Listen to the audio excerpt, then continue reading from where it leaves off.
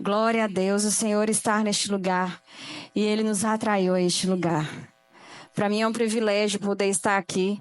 Tomei um susto quando a Rebeca me mandou mensagem que o Técio tinha me colocado na lista para pregar. Nunca tinha pregado aqui na igreja, mas se o Senhor mandou, a gente está aqui, né? Como não dar tudo a Ele que nos deu tudo? Como eu vou dizer não para Deus se Ele me entregou tudo? Não é mesmo?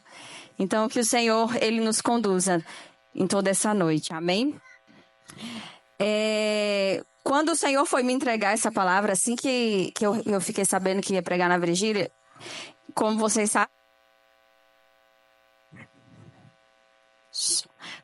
sabem, eu sou musical.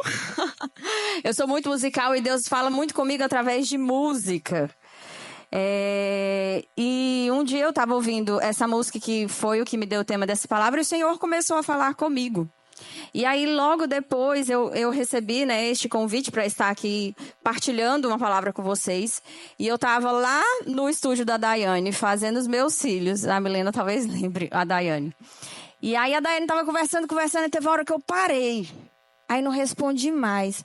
Ela falou assim, não, amiga? Amiga, eu tô longe. Deus está falando comigo. Ela, então fica. E o Senhor, tinha tocado essa música lá neste dia, e o Senhor, Ele começou a ministrar mais no meu coração sobre esta palavra. E essa palavra que o Senhor me deu, o tema dessa palavra chama O Senhor e Não os Ídolos. Não sei se alguém já ouviu essa música, mas falou profundamente no meu coração, e o Senhor me entregou essa palavra. E ela mexeu muito comigo. Foi uma peia para mim. Toda palavra que a gente recebe, a gente primeiro é ministrado, né? Então, o Senhor, Ele ministrou muito no meu coração. E eu espero que você abra o seu coração e que o Senhor, Ele possa fazer aquilo que Ele deseja em você aqui nessa noite. Então, gente, a respeito dessa palavra, a gente vai falar um pouquinho lá em Êxodo, quando o povo de Israel saiu lá do Egito, né? O povo de Israel estava escravizado pelo faraó. E o Senhor, Ele libertou aquele povo, né? E aquele povo foi seguindo até eles chegarem lá no deserto do Sinai. Então, depois de 3 meses que eles saíram do Egito, que eles chegaram lá no deserto do Sinai. E ali o Senhor, Ele falou para Moisés, Ele falou assim, Moisés, se o povo de Israel me obedecer, eu vou fazer deles um reino de sacerdotes e uma nação santa. Aí Moisés foi lá, povo, se vocês obedecerem a Deus, tudo o que Ele falar, Ele vai fazer de nós uma nação santa e o reino de sacerdotes. E o povo respondeu ao Senhor, nós faremos tudo o que o Senhor ordenou. Então, aí o Moisés foi de novo, né, falar com o Senhor. E o Senhor falou para Moisés, peça ao povo para se consagrar. Se consagrem, que no 3º dia eu vou vir. Eu vou falar com vocês. Então, todos se consagraram ao Senhor. E lá em Êxodo 20, capítulo 20, versículo de 1 a 3. É a NVI que eu uso, tá, meninos?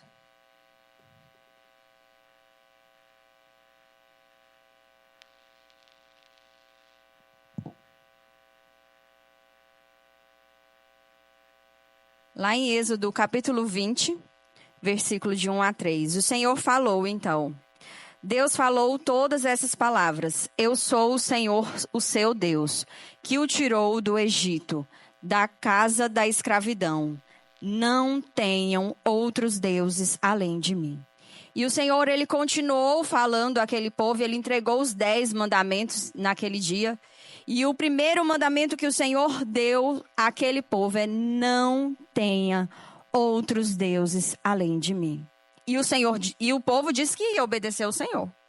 E então, depois daquele momento com o Senhor, que foi uma glória tão grande que invadiu o Sinai, que o povo ficou com medo. O povo ficou com medo da presença do Senhor e eles falaram assim, vai você, Moisés, vai você. A gente está com medo da presença do Senhor. Então, o Senhor atraiu a Moisés a ir para o Monte Sinai naquele momento. E o Senhor, Ele ficou com Moisés por 40 dias e 40 noites, entregando várias palavras para Moisés naquele tempo. E então, depois que o Senhor levou ele para Moisés, para o monte, o povo começou a reclamar. O povo começou a falar assim, mas Moisés está demorando a descer, gente. O que aconteceu com esse homem? Nós não sabemos o que aconteceu a Moisés. Então o povo ele foi lá em Arão e ele falou, façam deuses para nós, para que eles nos conduzam, já que Moisés não tinha voltado. E lá em Êxodo, capítulo 32...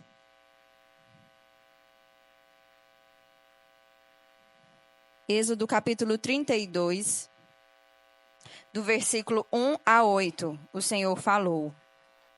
Ao ver que Moisés demorava a descer do monte, o povo juntou-se ao redor de Arão e lhe disse, venha, faça para nós deuses que nos conduzam, porque a esse Moisés, o homem que nos tirou do Egito, não sabemos o que aconteceu.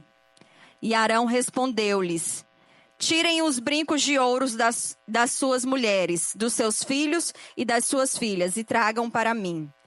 Todos tiraram os brincos de ouro que tinham nas orelhas e os levaram a Arão.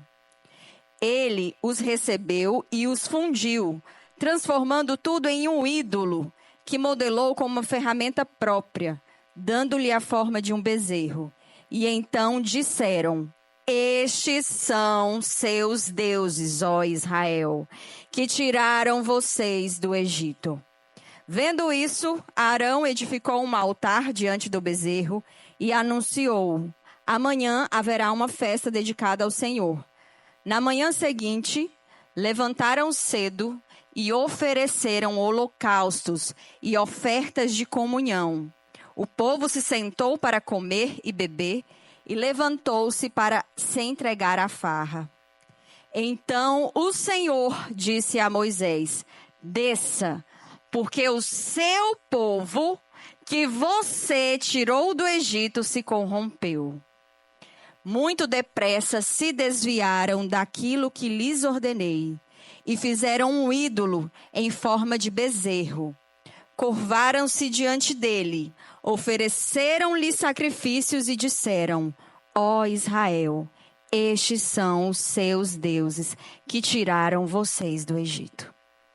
Eu não sei vocês, mas quando eu leio essa palavra, essa parte na Bíblia, eu fico indignada com aquele povo de Israel. Eu não sei vocês, mas eu fico assim, mas como pode? Esse povo não viu tudo o que Deus fez. O Senhor tirou eles do Egito, que eram escravos de Faraó. O Senhor levou 10 pragas no Egito por causa daquele povo. O Senhor mostrou para Faraó quem era ele. O Senhor abriu o mar para esse povo passar. O Senhor deu comida do céu para esse povo comer. E esse povo ainda tem coragem de fazer outro Deus para adorar e ainda dizer que foram aqueles deuses que os tiraram do Egito? Eu fico indignada. Fico muito indignada. E quando a gente olha para esse texto, então a gente dá essa revolta, essa indignação. Porque o povo de Israel foi liberto e estava fazendo aquilo naquele momento. Moisés se afastou por um tempo e aquele povo, então, teve a necessidade de ter outros deuses. Mas por quê que eles tiveram a necessidade de ter outros deuses naquele momento? Porque aquele povo, ele não conhecia o seu Deus. Aquele povo não conhecia o seu Deus. A fé deles estava em Moisés, e não em Deus. Então, quando Moisés foi retirado daquele lugar, que Moisés se demorava, aquele povo, ele não conseguia olhar para o Senhor. Porque foi retirado a figura que estava representando o Senhor para eles. E aonde o Senhor onde nós temos fundamentado a nossa fé? Nós temos fundamentado a nossa fé em Deus ou nas pessoas, nos nossos líderes. Então, que nós não venhamos cair neste erro igual o povo de Israel, que nós não venhamos estar olhando para as pessoas, porque se eu me fixar nas pessoas, eu vou cair. Mas se eu me fixar em Deus, independente do tempo, eu estarei firme no Senhor. E mesmo apesar da nossa indignação com o povo de Israel, se a gente for parar para pensar, nos nossos dias atuais, nós também construímos ídolos. Só porque os nossos ídolos atuais, eles são um pouco diferentes. Lá, no primeiro mandamento, que o Senhor falou que não era para ter outros deuses além dele, quando Jesus veio na terra, e vocês vão lembrar, Jesus, ele resumiu os mandamentos, né? E ele falou lá em Mateus 22, versículo 37 e 38. Ame o Senhor, o seu Deus, com todo o seu coração, com toda a sua alma e com todo o seu entendimento. Mateus 22, versículo 37 e 38.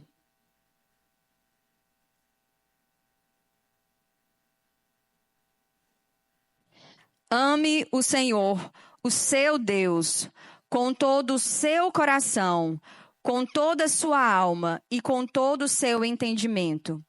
Este é o primeiro e maior mandamento. E hoje, nós podemos até não estar construindo bezerros nas nossas vidas. Mas será se o Senhor, ele tem ocupado o primeiro lugar nas nossas vidas? Será se o Senhor tem ocupado o primeiro lugar nos nossos corações? Será se nós temos amado ao Senhor com todo o nosso coração, com toda a alma e com todo o nosso entendimento? E aí nós dizemos, mas eu amo o Senhor. Só que o amor, ele não é sentimento. O amor, ele se revela em ações.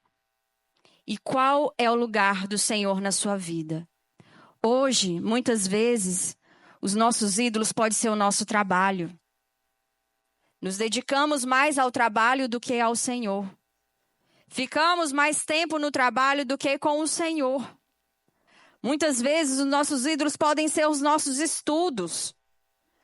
Mas eu preciso estudar, eu faço faculdade, eu tenho que passar no vestibular, eu estou fazendo algum curso, uma pós. Eu não posso parar de estudar. Mas será se os seus estudos não têm ocupado o lugar do Senhor no seu coração? Se as suas preocupações não têm sido voltadas mais para essas coisas do que para o Senhor? Muitas vezes os nossos ídolos podem ser a nossa própria família. O Senhor, ele mandou amá-lo acima de todas as coisas. E todas as coisas incluem a nossa família. Mas como assim? Significa que eu não vou amar minha família? Sim, eu vou amar minha família. Eu devo amar a minha família. Mas a minha família, ela não pode ocupar o lugar do Senhor no meu coração. Muitas vezes, nós que somos mães, caímos no erro de colocar os nossos filhos como os ídolos dos nossos corações. E tudo são para os nossos filhos. Nosso tempo, nossa força, nossa energia. E nós não entregamos o melhor para o Senhor.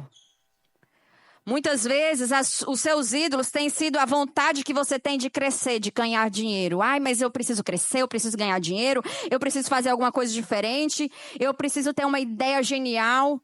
E você se foca tanto com a sua vontade de crescer e você esquece do Senhor e ocupa o lugar dele com a sua ganância. Muitas vezes, os nossos ídolos têm sido as nossas redes sociais. Quem gasta mais tempo com a rede social do que com o Senhor? Mas eu não tenho tempo para fazer meu devocional. Mas você tem tempo para rolar lá no Instagram? Você tem tempo para ver TikTok? Você tem tempo para acompanhar o canal fulano de tal no YouTube? E por que você não tem tempo para ler a Bíblia? E por que você não tem tempo para orar? Porque significa que o Senhor, ele não está em primeiro lugar no seu coração. Você tem construído outros ídolos. Nós temos construído outros ídolos. Então, o ídolo é tudo aquilo que eu coloco em primeiro lugar na minha vida. Seja o que for que você tem colocado em primeiro lugar. Examine-se a si mesmo e veja quem tem ocupado o primeiro lugar na sua vida. Muitas vezes nós estamos tão atarefados, e quem me conhece sabe da minha rotina, que eu sou muito atarefada. E aí a gente acorda cansado. Vai pro trabalho, trabalha para um lado e para o outro, mexe para um lado e para o outro, almoça engolindo comida, volta pro trabalho, chega em casa aquele turbilhão de coisas, aí a gente vai dormir e fala: oh Deus, eu te amo. Deus, o Senhor me entende, né? Deus, a minha vida tá muito puxada, tá muito corrido, mas o Senhor me entende, né, Deus? O Senhor sabe que eu te amo, não sabe? Hipocrisia do nosso coração. Como nós vamos dizer para o Senhor, que é o dono do tempo, que nós não temos tempo? Como vamos dizer para o Senhor: Senhor, eu não tenho tempo para ti, se Ele foi quem te deu todo o tempo que você tem? Muitas vezes, a gente vai vivendo um dia após o outro assim, e a gente nem vê que nós estamos nesse ciclo. Um dia após o outro, amanhã eu falo melhor com Deus. Amanhã eu falo melhor com Deus. E a gente nunca para. Quem tem ocupado o lugar do Senhor no seu coração? Você realmente está amando o Senhor sobre todas as coisas? O amor, meus queridos, requer relacionamento. O amor não é falar eu te amo. O amor é contato. O amor é você se envolver com a pessoa. Quando a gente está lá namorando, né, conhecendo. Estou me envolvendo, estou gastando tempo com aquela pessoa. Você gasta tempo com seu namorado. Você gasta tempo com seu marido. Você gasta tempo com os seus filhos. Você gasta tempo com a sua família. Gasta tempo com o seu trabalho. Mas não gasta tempo com o Senhor. Como eu digo que eu amo o Senhor se eu não tenho vontade de conhecê-lo? E como nós conhecemos o Senhor? Lendo a palavra dele. Você tem amado o Senhor? Você tem lido a palavra do Senhor? Como eu digo que amo o Senhor se eu ouço tantas coisas, tantas informações das redes sociais, sou crente de Instagram, curto todas as palavras, vou passando, nossa, essa palavra é legal. Nossa, essa palavra é legal. Mas nós não temos as nossas próprias experiências com Deus. Vivemos das experiências dos outros e não temos as nossas experiências com Deus. Isso é amar o Senhor e não ter tempo para Ele? A nossa inconstância nos separa de Deus. Eu vou repetir. A nossa inconstância nos separa de Deus. Nós erramos quando nós fazemos sacrifícios para tantas coisas, aquilo que nos interessa, aquilo que nos importa, e a gente está ali se sacrificando. Mas quando é para Deus, eu estou cansado. Tem vigília? Estou cansado. Trabalhei semana inteira, nossa, acordei cedo, dormi tarde. Não vou para vigília, eu estou cansado. Vocês vieram. Tem algum evento domingo pela manhã na igreja? Não, domingo é meu dia sagrado de dormir. Ninguém empata o meu sono de domingo pela manhã. Eu não vou para nenhum evento que fizer na igreja domingo. Eu vou domingo à noite, mas domingo de manhã eu não piso meus pés lá. Tem culto durante a semana, tem célula e muitas vezes, eu tô cansado do trabalho, eu quero dormir cedo. Não vou.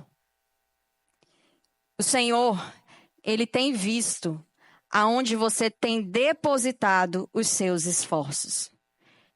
Em quais coisas você tem depositado o seu esforço?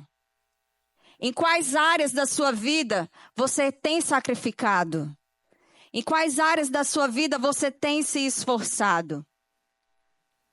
Em Mateus, no versículo 11, capítulo 11, versículo 12, não precisa abrir. O Senhor, Ele diz: o reino de Deus é tomado por esforço, e os que se esforçam se apoderam dele. Você tem se esforçado para o Senhor? Você tem se esforçado no reino de Deus? Eu tenho certeza que se nos chamassem para um trabalho, sábado à noite, vamos colocar esse horário que a gente está aqui, para você ganhar 10 mil reais, eu duvido muito que você não iria. Se te chamasse para um trabalho domingo de manhã, 6 horas da manhã, vai falar assim, você vai ganhar 10 mil reais só numa manhã. E aí, você vai ou você não vai? E por que que para o Senhor você não vai? Por que que você se esforça para aquilo que te interessa e você não se esforça para o Senhor? Os nossos sacrifícios, eles revelam aonde está o nosso coração. Os nossos sacrifícios, eles revelam com quem temos compromisso. Aonde estão os seus sacrifícios? Aonde estão as suas mãos calejadas? Aonde estão os seus joelhos calejados? Aonde tem sido depositado a sua força? Eu não estou falando aqui que nós não temos que ter compromisso com o nosso trabalho, com a nossa família, com os nossos filhos. O que eu estou dizendo é que o nosso trabalho, a nossa família, os nossos filhos, os nossos estudos, as redes sociais, eles não podem tomar os nossos esforços. Os nossos primeiros esforços precisam ser para o Senhor. Tudo que nós fazemos, fazemos como para o Senhor. Então eu vou dar o meu melhor no meu trabalho, eu vou dar o meu melhor nos meus estudos, na minha família, para os meus filhos, em tudo. Mas em primeiro lugar, eu vou dar o meu esforço e o meu melhor para o Senhor. O que tem ocupado o lugar do Senhor no seu coração? Lá no livro de Jeremias, agora podem abrir. Tem uma passagem muito forte, que fala muito ao meu coração. Jeremias, capítulo 2.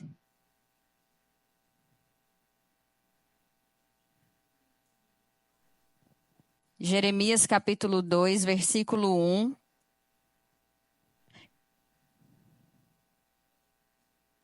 Eu vou esperar colocarem.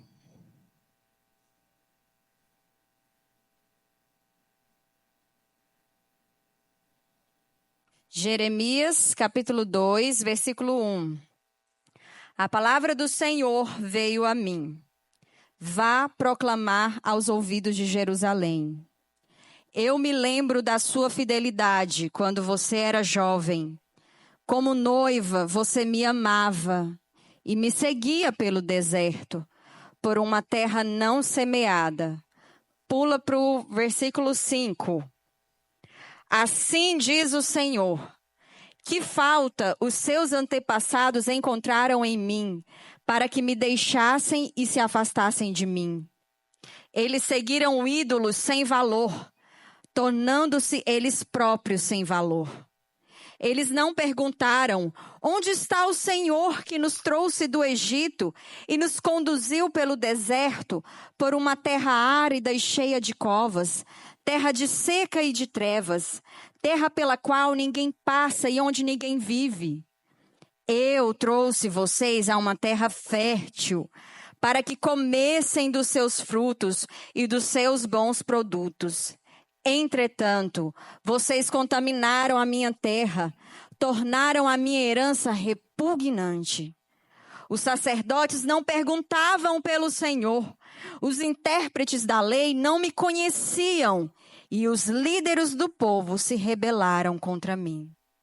Os profetas profetizavam em nome de Baal, seguindo deuses inúteis. Por isso, eu ainda faço denúncias contra vocês, diz o Senhor, e farei denúncias contra os seus descendentes. Atravessem o mar até o litoral de Chipre e vejam. Mandem observadores a Quedar e reparem de perto e vejam se alguma vez aconteceu algo assim. Alguma nação já trocou os seus deuses. E eles nem sequer são deuses. Mas o meu povo trocou a sua glória por deuses inúteis. Espantem-se diante disso, ó céus. Fiquem horrorizados e abismados, diz o Senhor. O meu povo cometeu 2 crimes. Eles me abandonaram. A mim, a fonte de águas vivas, e cavaram as suas próprias cisternas, cisternas rachadas, que não retêm água.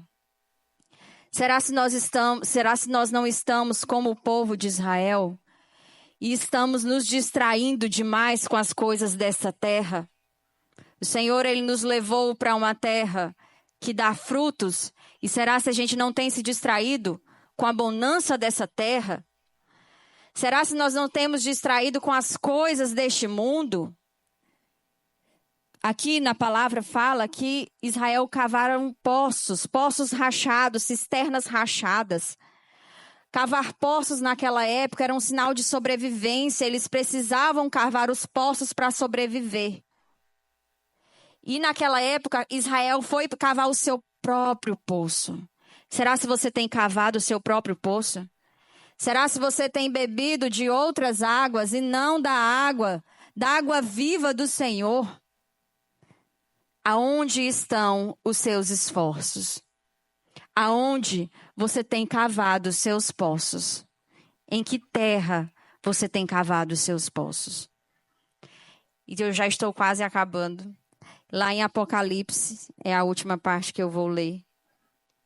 Apocalipse, capítulo 2, versículo de 1 a 5. Apocalipse.